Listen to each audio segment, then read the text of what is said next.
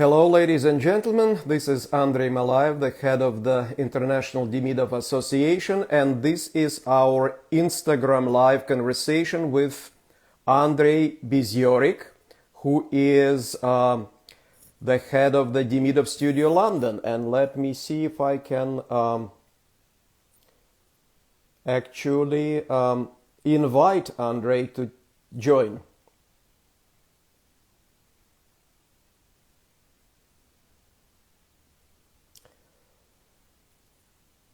All right.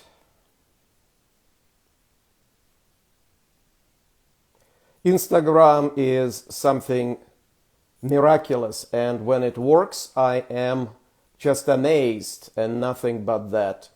Simply amazed. So at the moment, I'm trying to help Andrei join us, and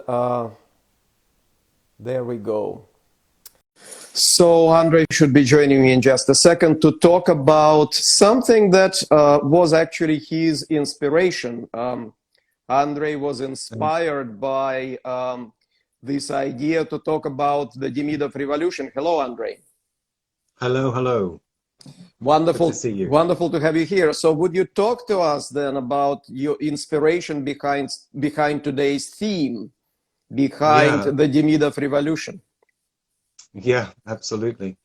Well, it was something that you shared actually with us, which was I think it was a book that you were sent, which talked about, building a performance or building a character, building a performance, creating something as if we're putting one building block on top of another.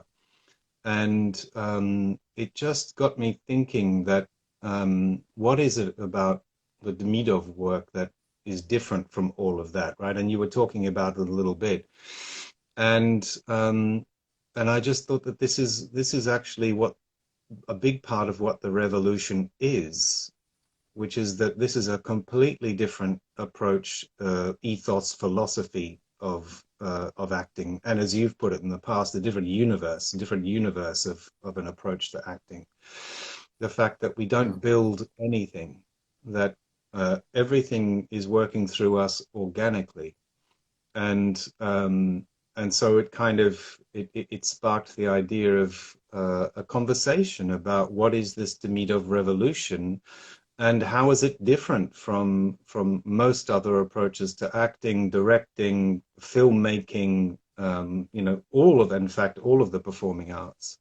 So I thought it would be a really good idea to have a conversation about that. I found actually one of the obstacles is that it's not that people don't, or acting teachers or directors don't fully understand it, that there is a certain kind of resistance perhaps to it. I mean, I noticed working in drama schools, teaching in drama schools myself, that even though, where I'm invited to come and teach Demidov, that even though they see the results of what's happening with their students, there is still this idea that, because I don't know what it's like in America, but certainly in the UK, most drama schools curriculums are a sort of smorgasbord of different techniques that, it's like a pick and mix, that actors are exposed to a bunch of different techniques.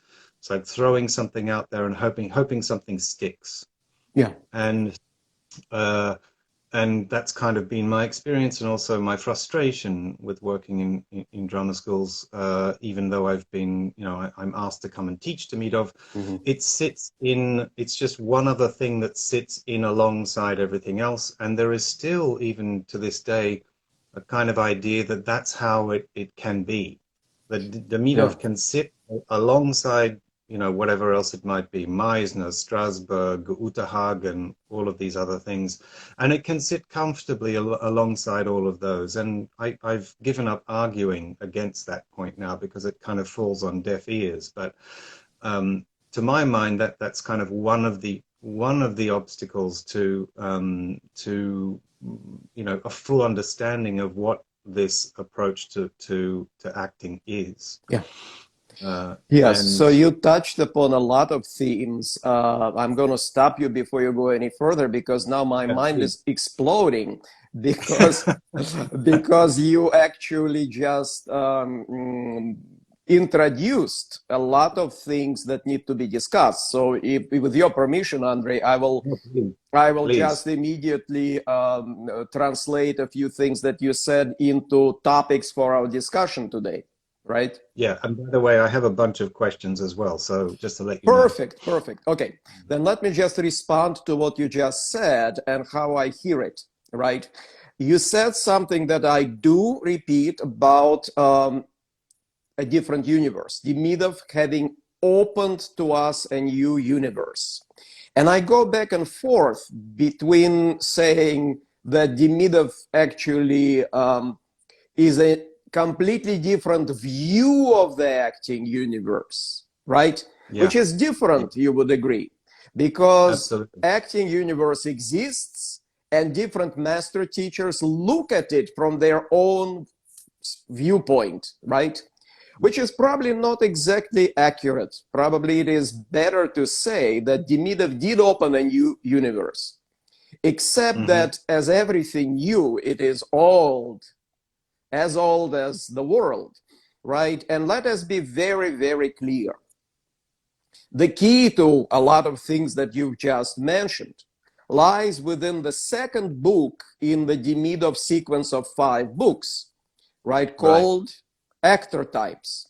And just Hmm. as there are actor types, different creative types of actors, there are also director types, different creative types of directors, and there are also school types, different types of schools. And finally, there are different theater types, right? And Demidov proved very clearly that they don't speak the same language, they do not see the creative process the same way, and they Right. ultimately don't agree when it comes to practice. They might agree when it comes to talk, partially because talk is cheap, and partially because after Stanislavski graced us with his presence and also left us with a lot of unanswered questions, he would be the first one to admit that he is leaving us with a lot of unanswered questions. At the time of his death in 1938, he said there are a lot of things in his so-called system that are unresolved. Hmm. Vakhtangov tried to resolve them. Demidov resolved them within his own acting universe, right?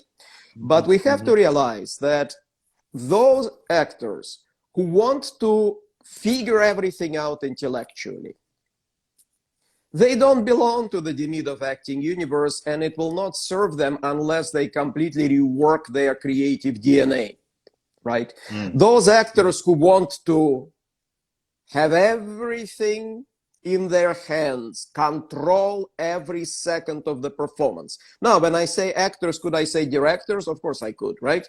Those Hmm. directors who want to control every second of the performance, those theaters who want every second of their performances to be controlled, right?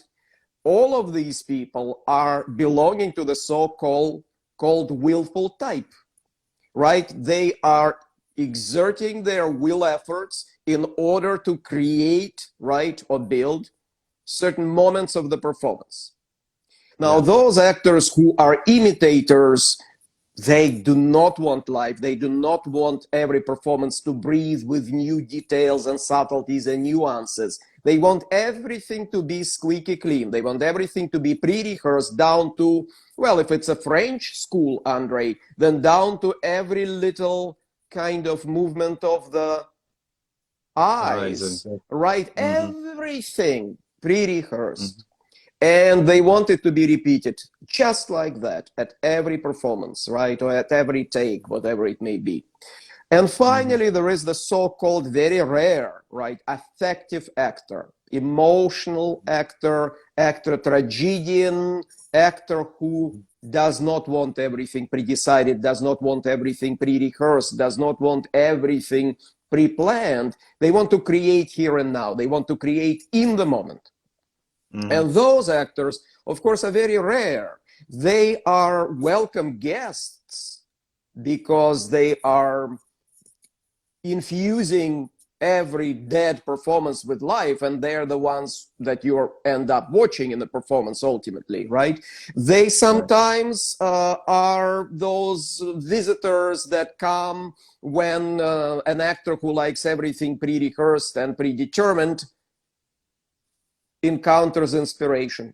And then this actor who always does it the same way suddenly creates a miraculous performance that particular night. Everybody's rushing to congratulate them, right? And they're saying, I have no idea what just happened to me.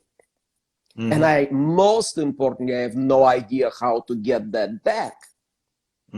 Right? And so those actors who either stumble into these seconds and want to find out how to create these seconds, not as an accident, but as something that hits them every time, or at least more often, right? Those actors who can only create like that, those actors already exist in the Demidov universe, or trying to discover the Demidov universe.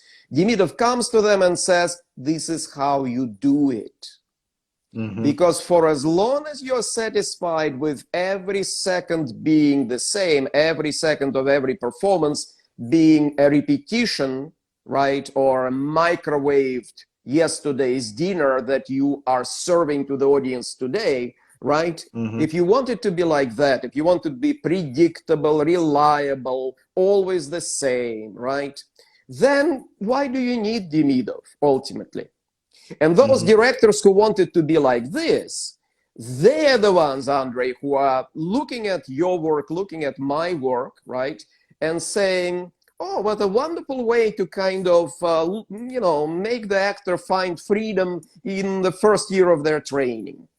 Exactly. But that doesn't belong to when you're working on a scene. That certainly doesn't belong to when you're working on a play, right? Oh my God, if my actors begin to improvise during my performance, that's going to be the end of the world, because all of my genius blockings are going to be gone. What genius blockings? He's sitting on the sofa, she's standing by the window. Then he's standing by the window, she's sitting on the sofa. What genius blockings, right, are they holding on to? These are very pedestrian, everyday-like blockings.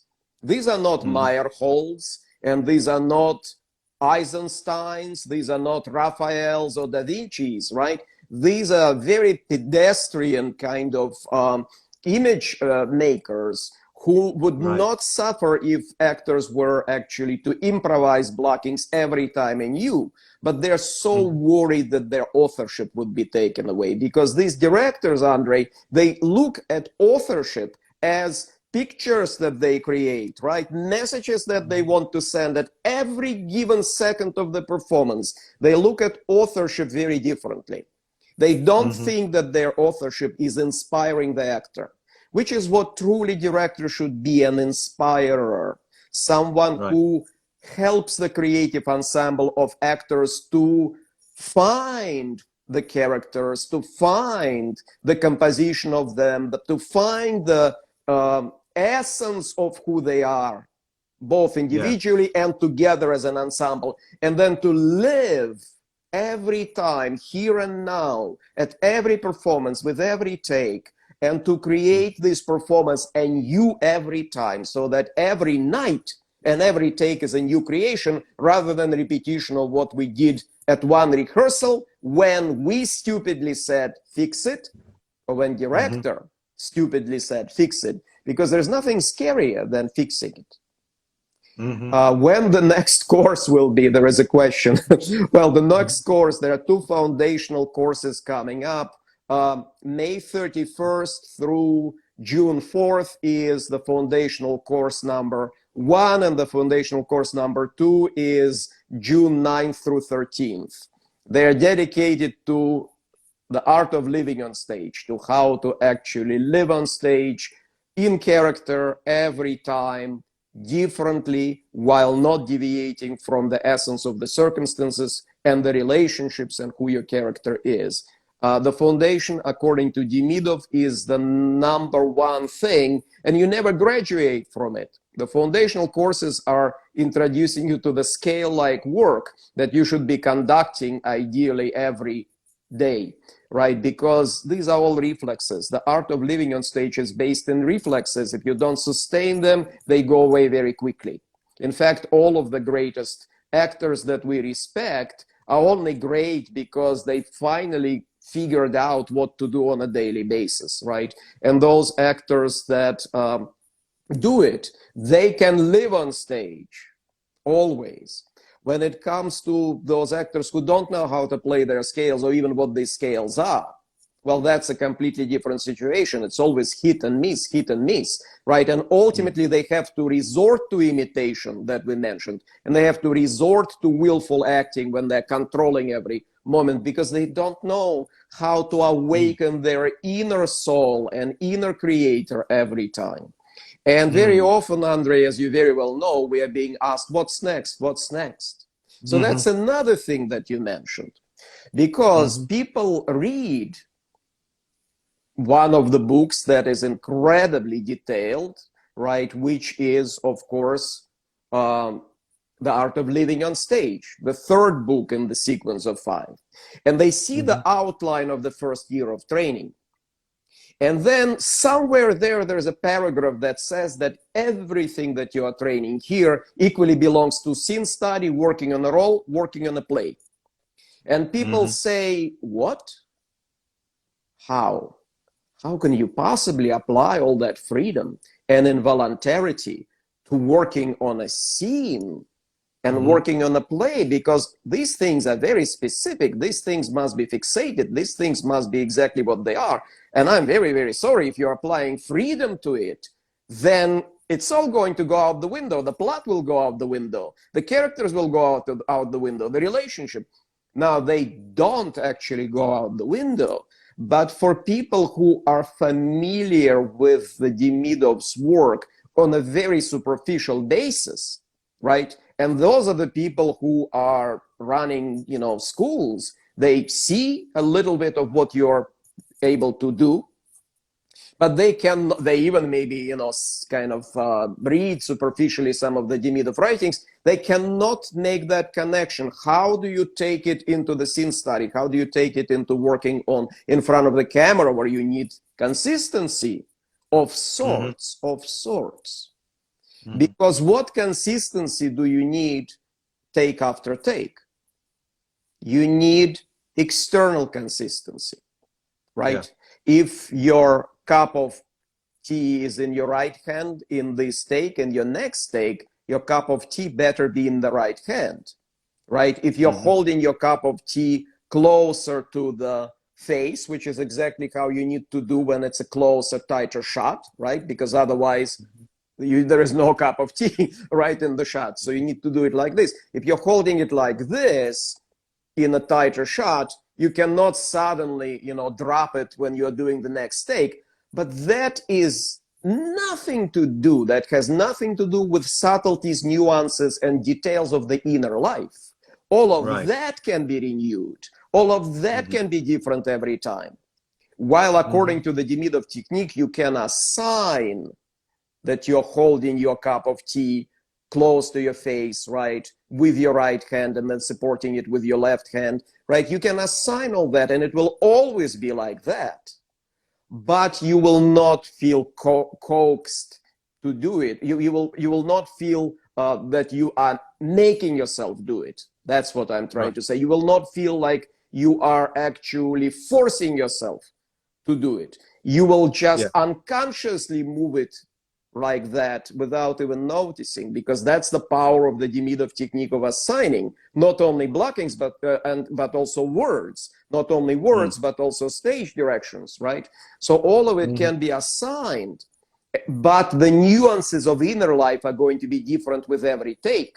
Who is going to love you? The editor is going to love you, because editors are looking for different subtleties and nuances so that they could choose different segments of different takes, right? And they could slice them together and then tell any story that they want to tell, because they have variety of subtleties and nuances and ultimately psychological meanings that you've supplied to them. In film, the editor is creating the story. editor is telling the story, right? So if you're giving them variety in every take, they know what to do with it. If you are giving them the same thing in every take, then their choices are very limited. What you cannot do, however, right, is to hold that cup of tea differently take after take, right? But that is something that Demidov says to us. He says, our improvisation, first and foremost, is internal improvisation, while externally we are capable of fixating things or not. Because if some director wants every blocking to be different every night, while characters and relationships and plots staying consistent, then that too is something that a Demidov actor can do, right? But ultimately, that live performance, of course, is a different universe, because it precludes you from building. And even the title of Stanislavski's second book, Building a Character, right, is murderous when it comes to Stanislavski's ideals of organic acting, right, which is where he started with Demidov. And Demidov kept going in that direction, because building a character means that you construct a living, breathing human being. But you, actor, you are alive. You, actor, you are not a plant, not a factory. You, actor, can only give birth to a new living, breathing human being who is like you and not like you. And sometimes a lot not like you, right? But it's a completely organic process, which is why Demidov introduces character accumulation, character facilitation techniques, right? And so this is the part that is hinted upon in the art of living on stage, but not elaborated upon in the art of living on stage, just as how to read the play, how to extract the character from the play, how to organically develop that character so that that character is very particular human being, right? It is not in the art of living on stage, but it is in the unfinished books, in the archival materials, and all of it, of course, is first and foremost supported by the ability to live on stage creatively every time. And that is, of course, what we are teaching in the foundational intensives. That is, of course, what is written in the art of living on stage. That is the most sophisticated thing. That is the most complex thing, because people keep asking, what's next? What's next? How do I actually work on character? First, you have to learn how to live on stage. Once you learn how to live on stage, all of the other skills are basically already there, because you cannot live on stage without transforming. So you're already learning how to transform organically, how to then create a character that is very particular, very specific, and how to make it inimitably yours. Well, that is something that we will teach you next, except that you shouldn't ever hurry to go there, right? You should first and foremost learn how to live on stage creatively. And that is the genius of Demidov's etudes that he created, right? Yeah. That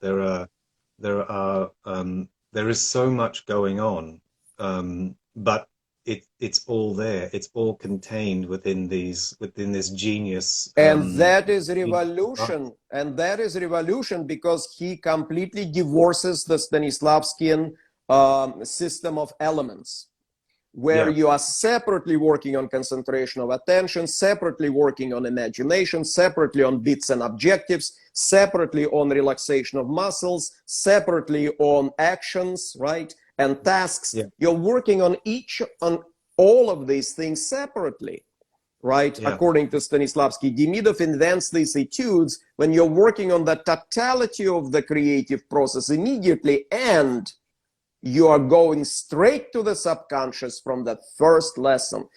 Stanislavski doesn't take you straight to the subconscious from the first lesson. By the time he's talking about it, even, it's too late to introduce it. The actors have already been trained in a way that they can no longer appeal to their subconscious or ride their subconscious. Demidov says that you need to go to the subconscious from the first lesson. That too is creative revolution. You need to bypass elements and train all of them at once, totally, from the first exercise. That too is Demidov revolution.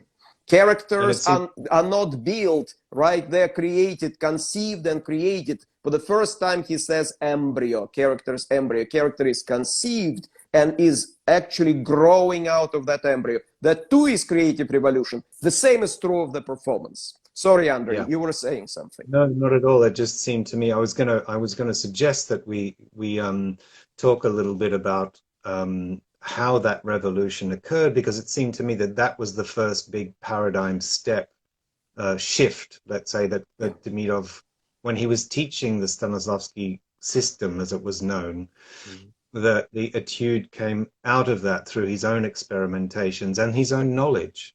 And that as you just, as you just very rightly pointed out, that idea that the etude is something that takes the actor, and the approach to the etude is something that takes the actor directly to the subconscious, and away from working on elements. And, when we look at Stanislavski's book, that every chapter is on a different element, is focused on a different element.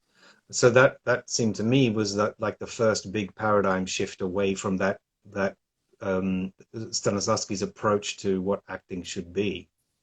Yes, and let's not forget that Demidov, before becoming Demidov, became the #1 specialist practitioner in the Stanislavski system. The only one that Stanislavski trusted to teach his system. So then imagine, this is after the death of Vakhtangov and after the death of Sulezhitsky, right? Demidov is the only one that Stanislavski trusts to teach his system. And that is something that Stanislavski personally says on more than one occasion, including to Meyerhold, when Meyerhold, very unlikely successor of Stanislavski, but when Stanislavski is trying to save Meyerhold from persecution by the Stalin regime and makes him his successor at his opera theater, right? He says to Meyerhold, the only person who knows my system is Demidov, right? And imagine that #1 specialist in my system, right? If I'm Stanislavski, coming to me and saying, we got it all wrong.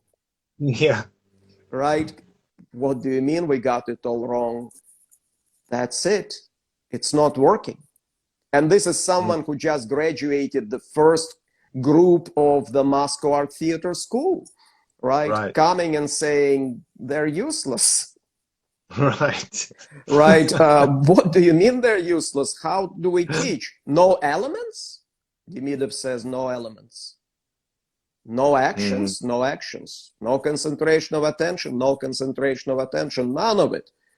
And Stanislavski begins to scream bloody murder, right? You are taking us back to the Stone Age. You're taking us back to the time when there was no science in acting, right? With such difficulty, we created the science of acting. Never mind, it's all wrong, right? But we created the science of acting, and you want us to reject all that? Demidov says yes, because all of it is wrong, right? And that story is going to play itself again. First, it plays itself in the mid-1920s, right? When Demidov just finished training the first crop of the Moscow Art Theater School students. It's going to again repeat itself in the mid-1930s when Demidov is appointed the first editor of An Actor Prepares, or Actor's Work on Self, which is the real title of the book. Of course, I'm talking about English translation when I say An Actor Prepares. So again, the book is there without the final chapter. The book is there without chapter 16, as Stanislavski conceived it. There's no chapter on the subconscious. Demidov says, Comrade Stanislavski, you're missing the most important thing. You're missing the subconscious. He makes Stanislavski write chapter 16 on the subconscious. And when Stanislavski is done, Demidov says, now do you realize that the 15 chapters that preceded completely contradict the final chapter? Stanislavski says, you want me to rewrite the whole book? Demidov says, yes. Demidov is fired, right? And Stanislavski says the book is going to do more wrong than right. The book is going to do more harm than good. Excuse me. The book, Stanislavski's words, right? Not mine and not Demidov's. An actor prepares is going to do more harm than good. So can you imagine, this is the Bible, and this is where Demidov's revolution truly is. This is the Bible for Meisner, for Strasberg, for Uta Hagen, right? And for all of them. This is where they proceed from. They proceed from an actor prepares, right? So that's why it is Demidov's revolution. That's why you cannot teach Demidov alongside Meisner or Uta Hagen or Strasberg, right? You cannot teach Demidov next to anything that is even remotely connected with the so-called method. You cannot teach Demidov next to Stanislavski. You have to start a school that is organic from the beginning to the end. You have to open a new universe for the actor and to explain to them that they can actually go straight to the subconscious from the first second, that they can conceive their character and develop it and gradually create it without even knowing what they're creating. Because that's the revolution, right? Before Demidov, it's very clear. First, we have an exact model of character. This is what character is, right? Now we are going to try to fit a living, breathing actor into that mold. First, we have to create a model of the performance. That is what our performance will be. Director knows it all in advance. Now we have to fit living, breathing ensemble of actors into that mold. How? How? They are not plaster. They are not, they're not, do you see what I mean? They're not, what's the word? Plasticine. Huh? Plasticine. Exactly. Plasticine. Yeah, exactly. Right. So you cannot mold them into shapes. They can only organically develop that character. That character will be true to the author, true to the playwright, and true to the playwright's intentions, but it will be unique and inimitable, which is what every great actor has done. They created a character that was known to everyone as being one thing. They created it as being something else entirely, and everybody said, whoa, this is apparently who Eddie Carbone is, or this is apparently who Hamlet is, right? They convinced us that the dogma, that what was preceding them was wrong, and only their take on the character is correct, right? And then some great actor who came after them convinced everyone that their character is the correct interpretation, right? So they were true to the author, but they are also completely true to their own inimitable creative individuality. I'm not talking about true to their personality, to their narrow persona. I'm not talking about actors who always play themselves, so to speak, or the same mask, no matter which character they play. No, I'm talking about individuality of an actor being transformable, right? But because actor is not dead clay, that's the word I was looking for a minute ago. The actor is not clay out of which you are molding anything. They can only conceive the character from the playwright, and they can only develop an inimitable, unique character persona that will keep growing and changing and developing every performance, becoming better and better and better. And that's what directors cannot imagine. They cannot imagine that, God forbid, they don't control every second of the performance. They cannot imagine that, God forbid, they don't have this mold into which everyone is shaped, right? So they cannot give up that stupid power. They cannot give up the power of God. They got to be God, right? They don't understand that art is God. They are not God. They are a Exactly. gardener, right? Exactly. And gardener does not make anything grow. They only create conditions for it to grow. And gardener Mm. does not create shapes, right? Nature creates the Mm. shapes of different fruits, right? That grow in the garden, right? They Mm. expose them to light. They give them certain soil conditions, create certain soil conditions. They create certain conditions as far as, exposure to sun and water and fertilizer. That's what they do, but that's not God. That's gardener. What grows, grows on its own. What Mhm. it becomes, right? And it Mhm. is so unfortunate that directors do not understand that their real job is not to be God, but to be a gardener who is helping the actors to create the inimitable creation of the performance that should surprise the creator itself. And only then it is art, right? You remember And- that every great playwright, every great author were very often surprised at how their own novels, short stories, and plays developed.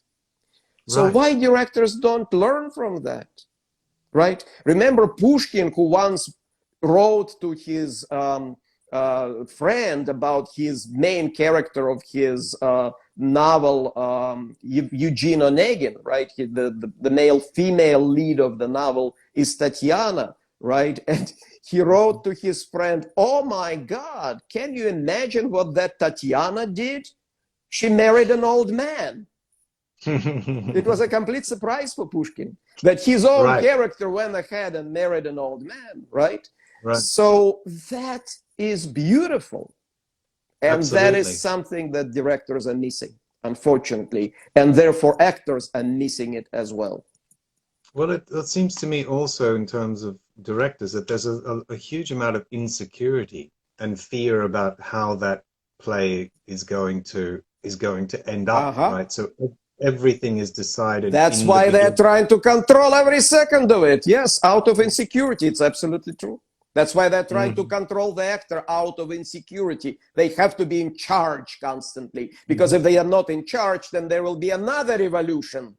The actors will Right. revolt against them. That's what they fear, Yeah. right?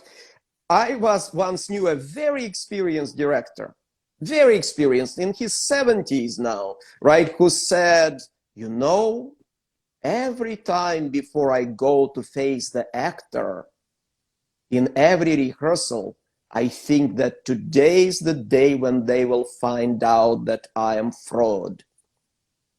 What a wonderful way to work. Mhm. Right? So, and of course, the more secure these directors are, the less they control the actor, the less they manipulate the actor, the less they let actors do their work. It is Yeah. true. It is absolutely true. And that's when real professionalism begins to grace the stage, because everything Yeah. else is amateurism. Everything else Yeah. is children's theater, ultimately, as we have, right? Meaning Absolutely. theater for for young audiences, right? Now, theater Mhm. for young audiences, of course, should be wonderful, but mostly it is, It's important. unfortunately, complete amateurism. And that Hmm. amateurism is creeping into theater for adults, right? Because actors are incapable of being professional when they're being micromanaged. They can only be Yeah. professional when they can be free. And then the arresting power of freedom is there. And then we see a professional actor. And as long as Hmm. they are doing what they're told to do, they're insecure themselves, right? They're going against their own creative urges of the moment. They are not convincing, they're amateurish. Absolutely. And it's not only directors, it's also acting teachers in acting schools who have that sense of insecurity, Yeah, which turns them into bullies, yeah. which then completely destroys the actor's faith in their own talent. Yeah. And it's so easy to crush. It's so easy to crush an actor's faith. And I've seen it many times Yeah. myself. And that too is Demidov's revolution, Andrei, because Demidov says the most important thing is to preserve actors' faith in their own creative powers, which is why, as a Exactly. pedagogue, Demidov would overlook most of the mistakes that the actor was making Yeah. and only point maybe one of them that Hmm. probably was the origin of all the rest of the mistakes, right? While zipping his mouth about most of the mistakes, because he knew one thing: if he does what every acting teacher is doing and points out everything that was wrong with the scene, right, or with the etude, they're going to crush the actors' faith in themselves. And if they shut up about it and only mention one thing that probably caused the rest of it, then everything is going to be solved. The mistakes with time will work themselves out, will go away. The actor will not even notice how they went away. And most importantly, the actor's faith in their own creative powers will be preserved. Because if in the process of trying to help the actor, you destroy their faith in themselves, you destroy the actor, and then all of these things that you've done, pointing them to their own mistakes, they're useless because you just crushed them creatively. And that's what all of these acting teachers are doing. They're saying, here it was wrong, here it was wrong, here it was wrong. Not only actors, acting teachers, singing teachers, movement teachers, right? They very often do that. They point out, they think that their job is to point to every mistake they saw. That is not their job. Again, their job is first and foremost to inspire actors' development. And my feeling is that they end up focusing on the mistakes because they don't know how to bring the actor to the fullness of their own individual creativity. Of course, why else would they be pointing to all the mistakes, right? You don't point to mistakes. You lead the way. You say, this is what you could do, right? Better. And by saying this is what you could do better, you just solved all the mistakes, right?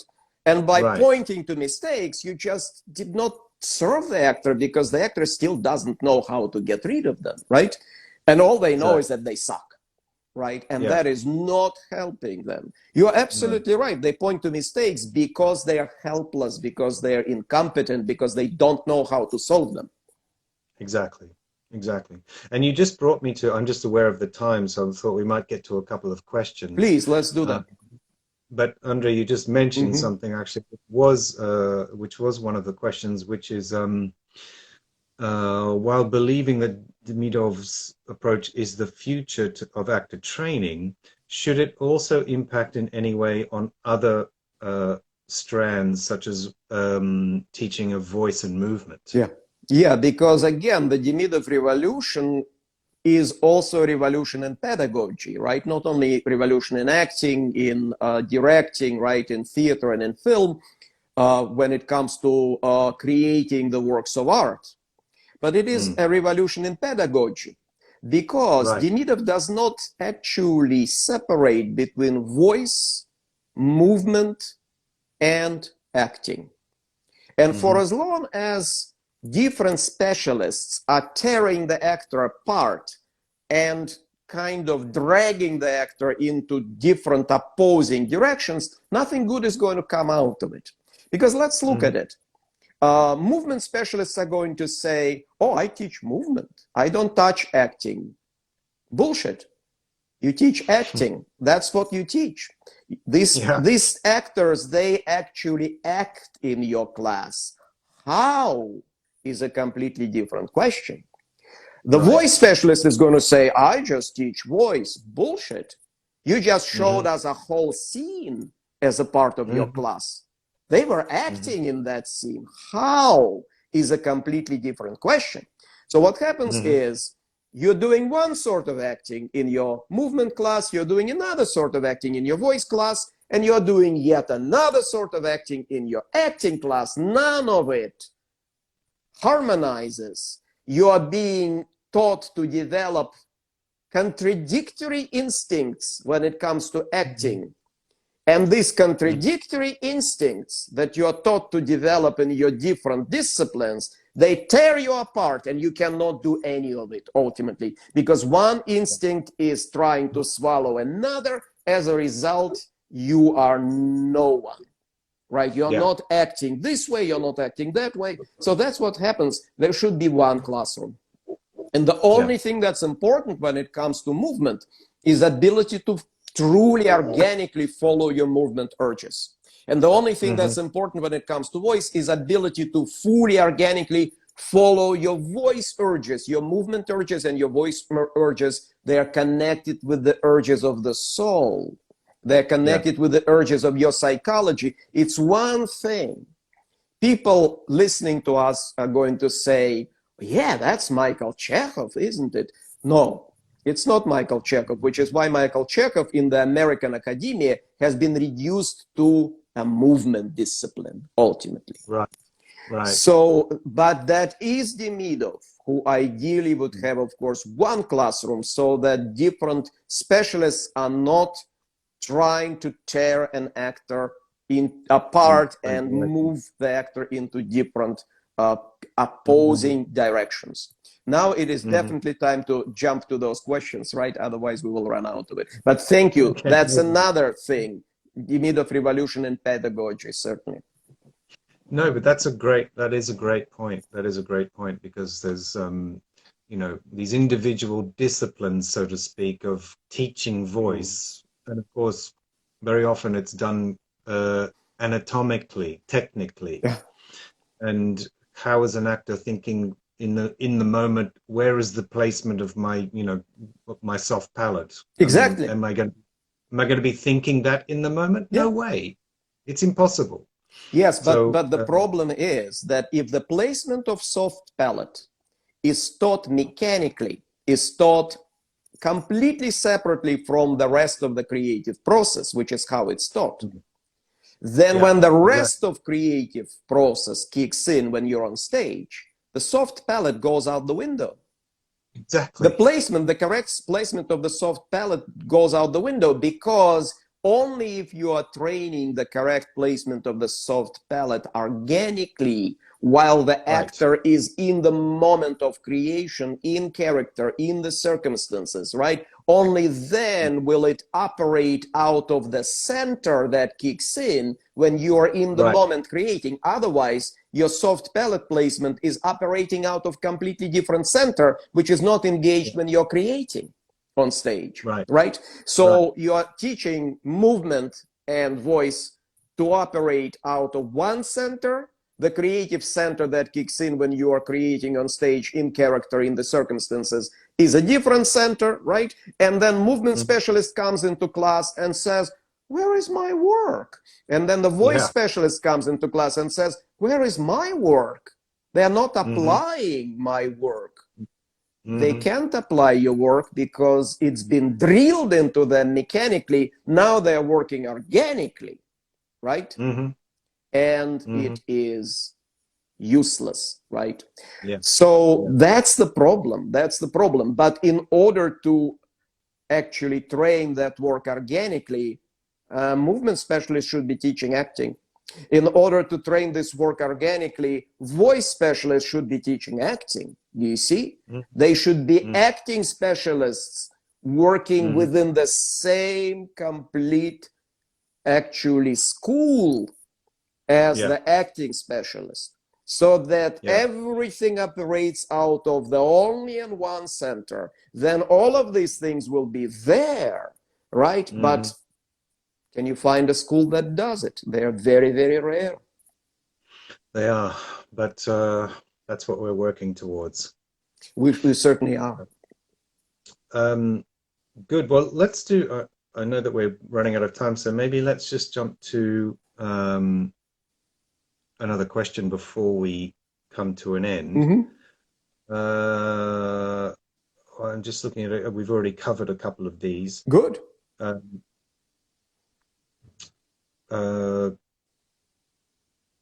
Yeah. How is it possible to introduce this revolution to an industry that often requires results on demand? Well, again, let's talk about which level of the industry, because when it comes to the top levels of the industry, then the revolution is not hugely necessary, right? Because directors of the highest caliber and actors of the highest caliber, they do work that way, right? It is only when we are talking about the industry, the lower levels of the industry, because when we said that a lot of fear of this work is insecurity, then where is that insecurity present? Right? An actor who is at the top of their game, a director who is at the top of their game, they're not insecure. They're not afraid of creative individuals, right? They know that their film is only going to win, their performance is only going to win from that actor who knows the culture of freedom, who actually cultivated the culture of freedom, who is not just doing the predictable thing every time, right? So they're not afraid of someone whose process is organic, right? However, when it comes to amateur theatricals and when it comes to professionalism that is ultimately amateur theatricals in disguise, right? That is where you're going to encounter directors with most kind of dictatorship, with the control, with the fear of any deviation to the right or to the left, right? That's when you are going to really encounter resistance. However, you know, Demidov is pointing us toward excellence first and foremost. He's pointing us toward surpassing our creative capacity as we know it, and meeting our talent, if not our genius, right? So if you work that way, you're not going to stay at that level of the industry that is afraid of organic very often, very long, for very long, right? You're going to move up very quickly. And that's exactly what I would wish on everyone, obviously, to try to get to the top as soon as possible, because if it's not the very top, it doesn't matter. The higher you are as far as the level of professionalism, right, the more understanding you're going to meet, because when you're actually reading interviews or watching interviews with top people in the industry, it's like they all read Demidov. Do you see what I mean? It's like they all talk Demidov.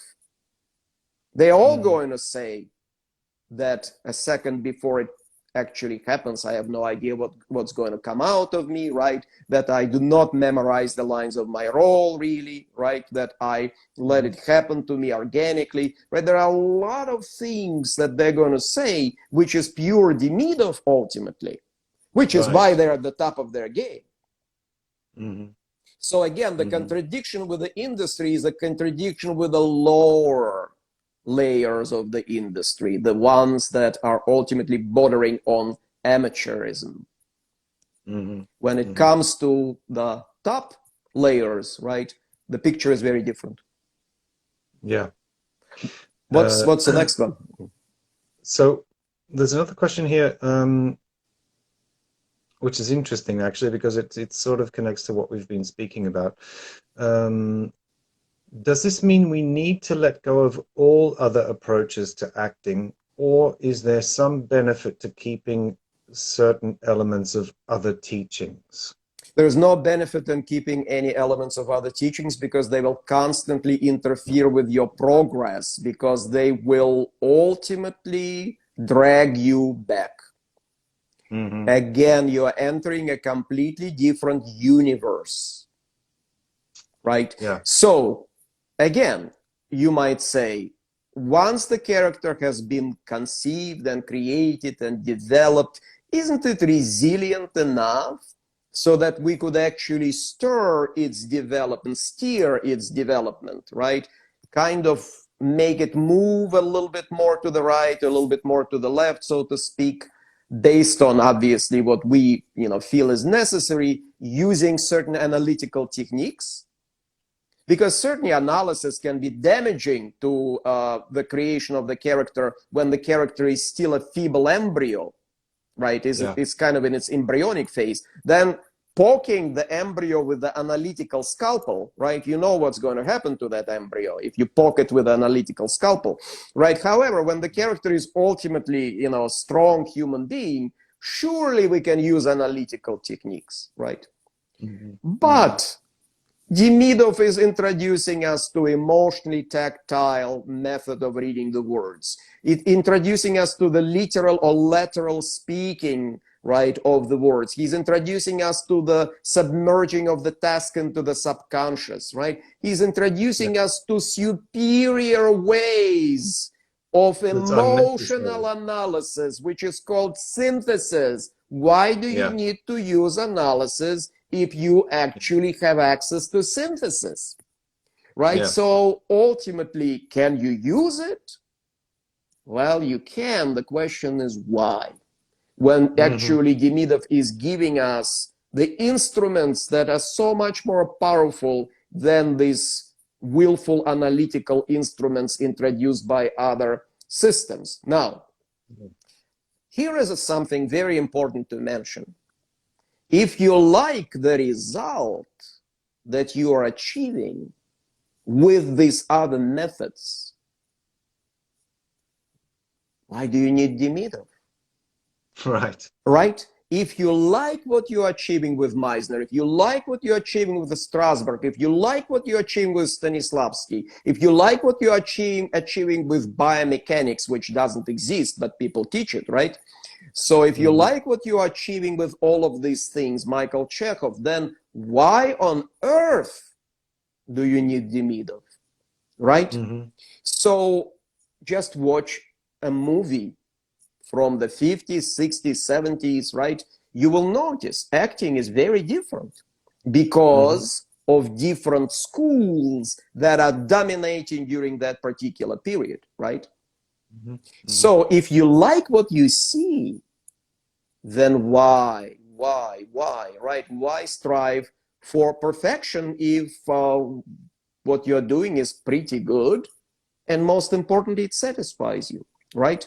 So it's not trying to put it down. It's just saying if your taste, right, is accepting this, if that is your cup of tea, then keep drinking it, right? Well, it's an interesting question because it sort of comes back to what we were speaking about at the beginning, in that when people encounter this work, they think, oh yeah, that this works. Maybe I can introduce it into what I'm already doing. And no, you can't. You can't for one particular reason, right? Is that when you are watching the work produced by all these other methods, you kind of believe it. Right? You find this acting believable. When you're watching the work produced through the correct use of the Demidov school, you're not asking yourself if it's believable or not.